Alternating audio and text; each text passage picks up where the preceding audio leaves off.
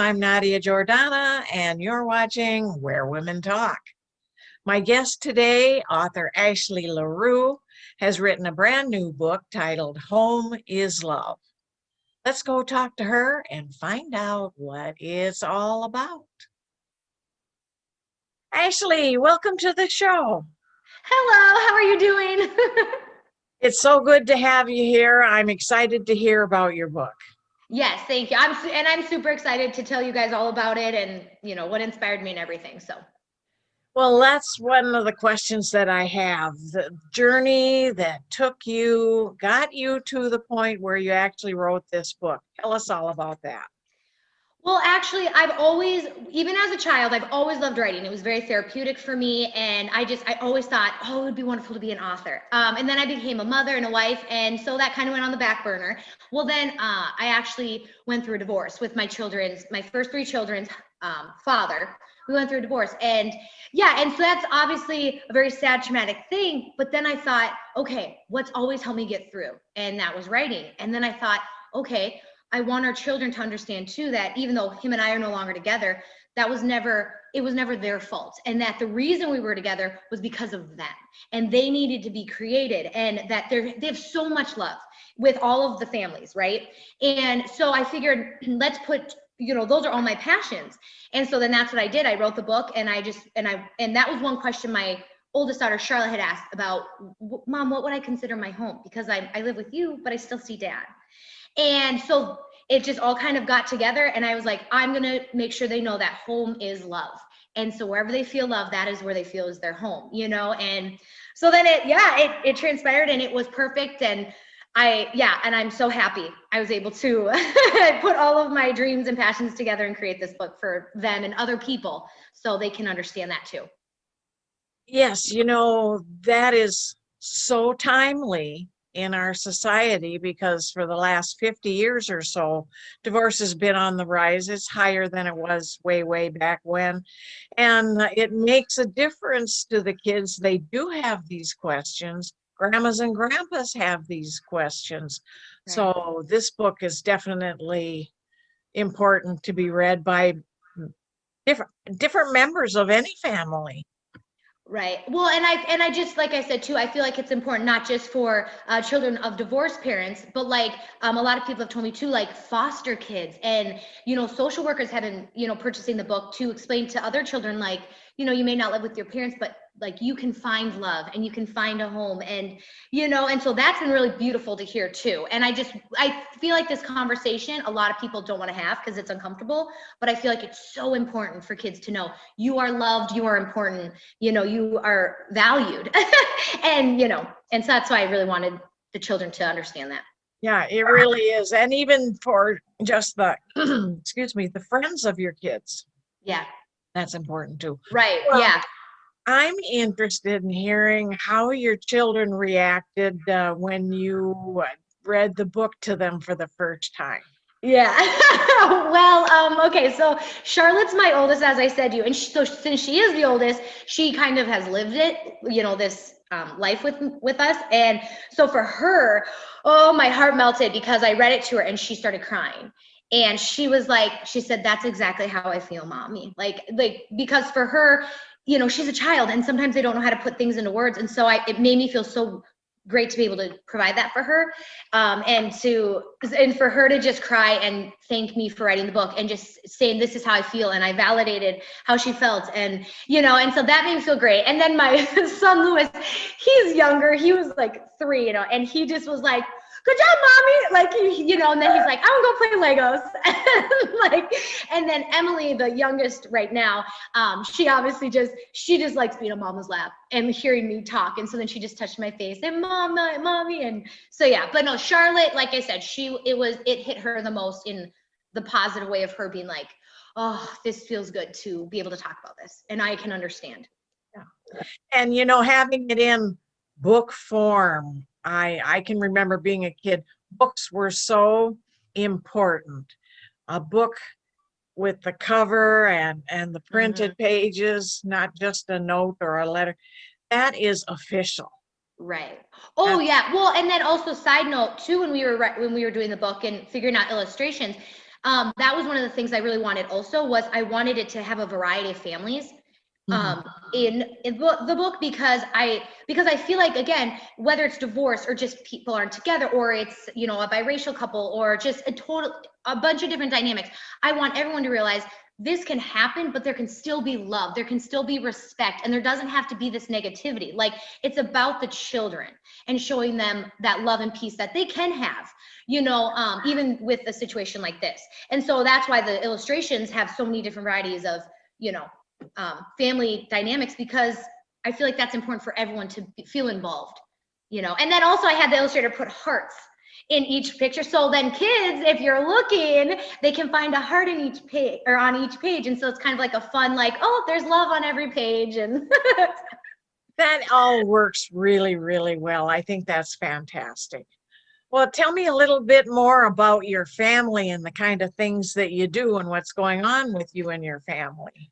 Well, right now, obviously, it's super cold and snowy, which we actually love, because we go snowmobiling and we do this, and we go sledding, and snowmen, and the whole works. But then we have we have fires downstairs and have our movie nights together and build forts. And so we just do a lot of that type of stuff, where we have the movie nights with popcorn and whatever. And during the summer, we do four-wheeling and like outside stuff, and then build the forts outside.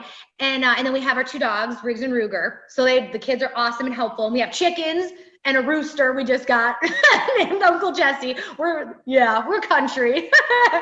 But no, it's just, we're just very much, we love each other, and we just try to always make sure to snuggle and make sure that our kids always feel, like I said, validated, that they, you know, they're important and loved, and they're given that everywhere they go, whether it's, you know, in our home, or if they are with their father, or, you know, because they're amazing kids, and I just want them to have their best life. And I feel like we can give them that if we all just work together and, you know, and show them that.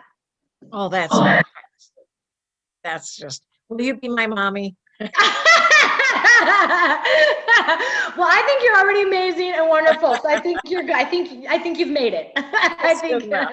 That's good enough. You're beautiful. Well, tell me about your plan. There must be other books on the horizon. Yeah, for the first handful of books, I do kind of want a theme, in the fact of, like, so this one was about, like I said, I don't come out and say divorce, but this one's about, like I said, where a child can feel their home is filled with love and things like that. Well, that's because their parents aren't together and whatever. Well, then the next book is when the parents find love with somebody else. And so for the kids to understand that type of love, where how can they share that love? How can they, you know, because sometimes too, I think kids, it's worrisome for them, where they're like, okay, well, if I like this person, does that make mommy and daddy upset? Do they think that I don't love them as much more? You know, I think kids do have a lot of questions, and people don't take the time to listen or ask them about that, you know, that stuff, and they get confused.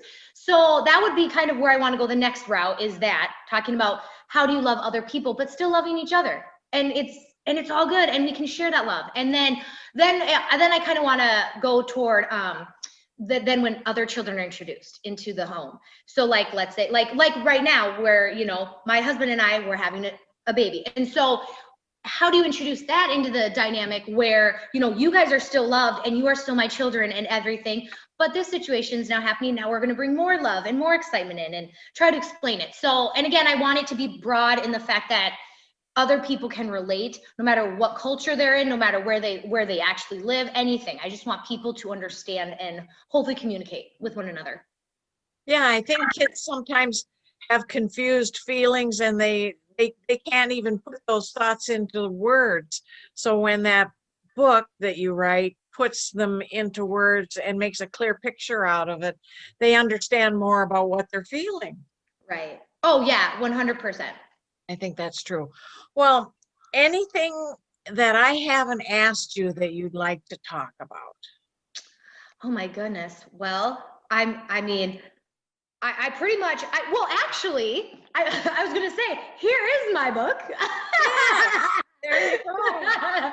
So, but yeah, no, like I said, the main thing is, for the little kids, like like I said, I want the parents or guardian or grandma or grandpa, whomever, when they're reading it to like I said, have the little, the kids I feel like the words are very comforting and can relate to children, like I said, and send a message to them about love.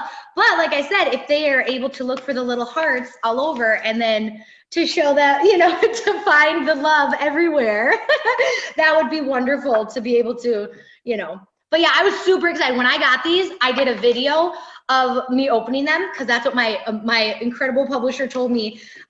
Kirsten, she was like, do a video when you get your books and show the excitement. And so, yeah, because it was one of those things where it was an overwhelming feel of pride, but also I was so excited to show my children. My main thing has always, like, my children are literally my life, my heart, everything. And so when I got this and they were proud of me, I was like, and my husband was super proud, like, my heart is so full. And if I could help people with this, like I said, that's my main thing, live my passion, but also helping other people. I'm so thrilled. And I really do hope it helps children, especially that have questions. Well, I have one more question before we run out of time, and that is you're a young author, you've got 3 children, that's enough to keep someone busy. You've got a baby on the way. What kind of advice would you give to another young writer with a busy and full life like you have to be able to stay on track and not set aside their writing for 10 or 20 years, which a lot of people have done? Yeah. Well, like I said, for me, I think people, they put too much pressure on themselves. And so they're like, I need to do this. I need to be the best mom. I need to be the best, and it's like, and you can be all those things, but you don't have to, like I said, put that pressure on yourself. Like when I'm with the kids, I am 100% there with them and I'm playing with them and loving them. And then through that can spark new ideas and new, and the memories that maybe I can create and put into a book. And so, and then when I'm with my husband, or like last night, we're just sitting there talking to Lily in my belly, and you just can come up with all these ideas. And when there's no stress or pressure, those ideas can flow. And then if you do have those moments to sit and write, do it. That's what I do. My bedstand, I just all of a sudden roll over with my big belly and and I just jot it down. And so I think the main thing is just live your life and just enjoy it and love it, and with the brilliant people around you, and then it all comes to you in the time that's supposed to. But yeah, don't sell yourself short and go, I'll just wait 10 years. It's like, do it now and enjoy everything that you're given. That's that's what I do, I hope and feel that I do. And then just one quick question about book showings and things like that with the pandemic going on.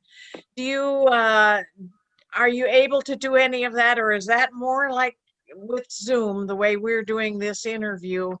Is there any, maybe by next summer, any book parties on the horizon? Well, yeah, and like I said, Fox Point Publishing and Kirsten Hall, they've been absolutely, they're amazing. But she's really, I mean, they're always trying to get stuff out. Most of it is virtual though, just because, like you said, with the pandemic, I think people just get, nervous and they want to be safe and everything. But the virtual stuff, like this interview, which has been fabulous,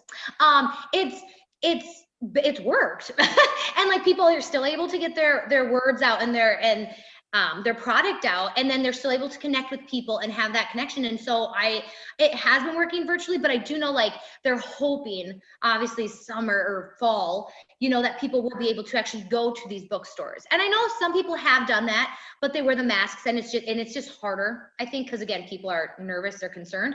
But yeah, most things have been virtual. But like I said, this has been incredible anyway, because we're still able to connect and discuss things. And so that's been really wonderful. But I'm excited to go back into the world because I love people, and and it's just that I love that connection and being able to help people in person. So Ashley, you have just been a delight. Thank you so much for being on the show today. yeah, thank you. This has been wonderful, and I've been super excited, as you know, for months to talk to you. You are just, you're seriously brilliant, and I really appreciate everything that you've done. And so thank you for this interview. It was a wonderful opportunity and everything. So Thank you too. And thank you, viewers, for watching us on Where Women Talk. We'll see you next time with a brand new guest.